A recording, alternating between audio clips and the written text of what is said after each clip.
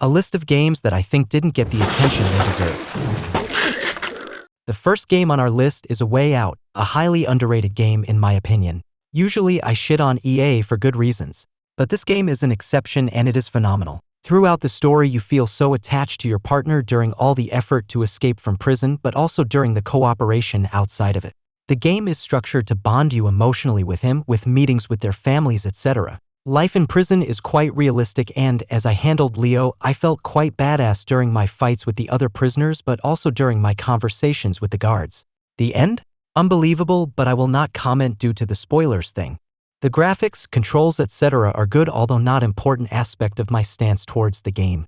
Also, it had the right duration for my tastes, about 6 hours, neither long enough to tire you nor small enough to end quickly while you want to play more. It's one of the best games I've ever played and I highly recommend it. Days Gone.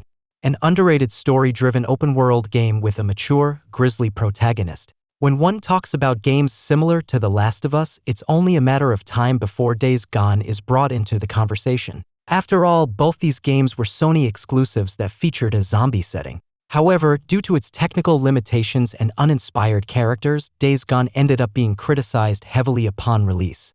Over time, more people have warmed up to the game and its unique story, which is great to see. Now, the story gets off to a rather slow start and features a protagonist who can be rather unlikable at first, although both elements improve as the campaign moves along. Similar to The Last of Us Part 2, Days Gone brings to life a version of America overrun with zombie-esque creatures, and the undead hordes are even more of a threat in the open-world game. Sleeping Dogs is an underrated masterpiece that deserves more recognition.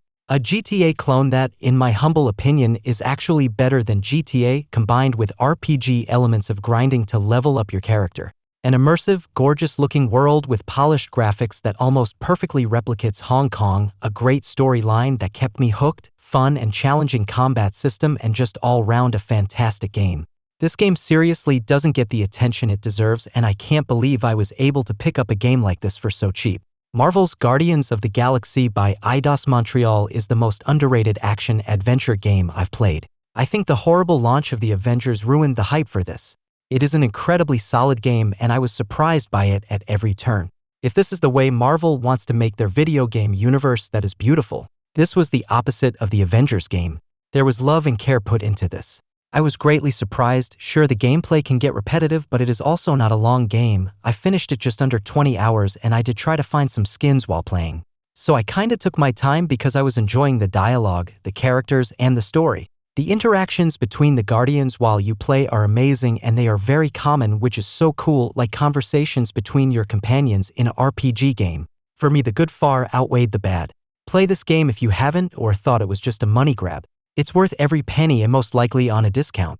Mafia Definitive Edition was the most underrated game of 2020. It's an example of how remakes should be done. I played this over the summer last year and I fell in love. For a small little story and a relatively linear experience, it's easily one of the better games I've played. It didn't feel like a drag at any point and kept getting better. The 1930s Chicago vibe is extremely immersive with great lighting, the story feels organic and grounded, the characters are a treat, and the shooting levels are actually super fun.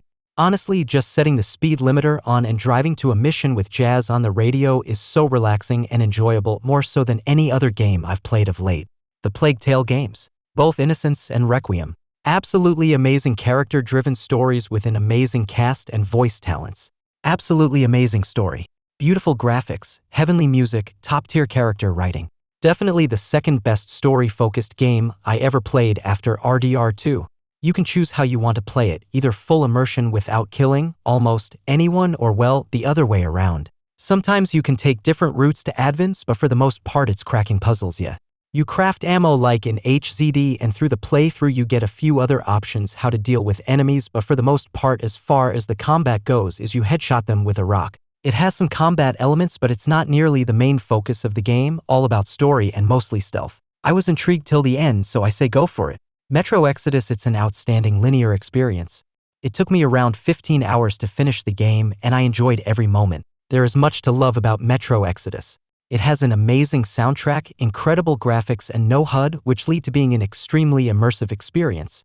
I felt that I didn't even need to look at the compass to navigate since the world design is so good.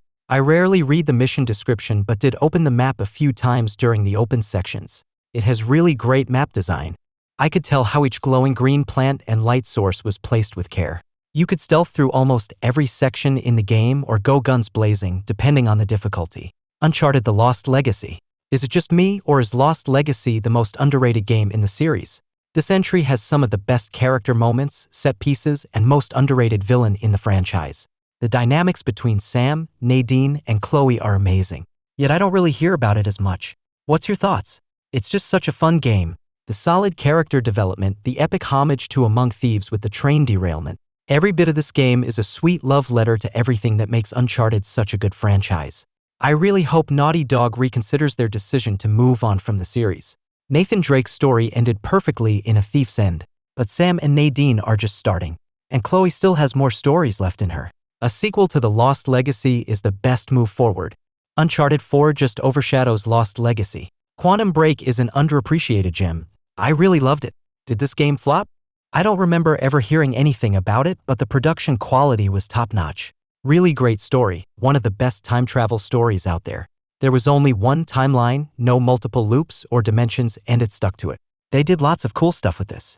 The live-action stuff helped develop the story, but so did the large amount of in-game readable things, though these sometimes slowed the action down a bit too much. Overall, I was totally engaged with the story and loved some of the crazier twists.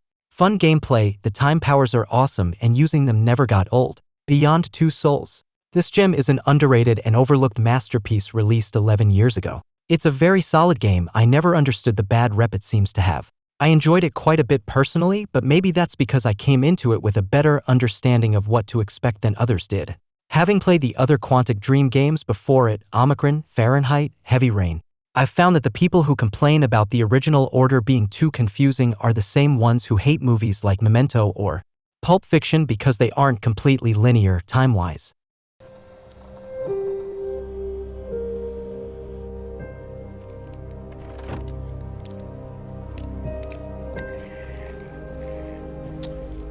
Ah, there you are.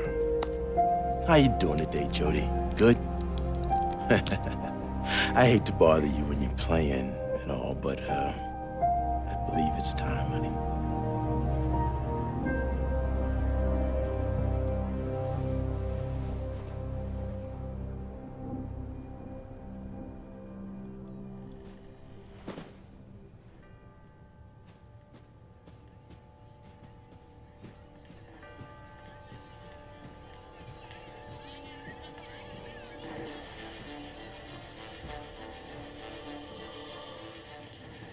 All right, Nathan's waiting for us. Mm-hmm.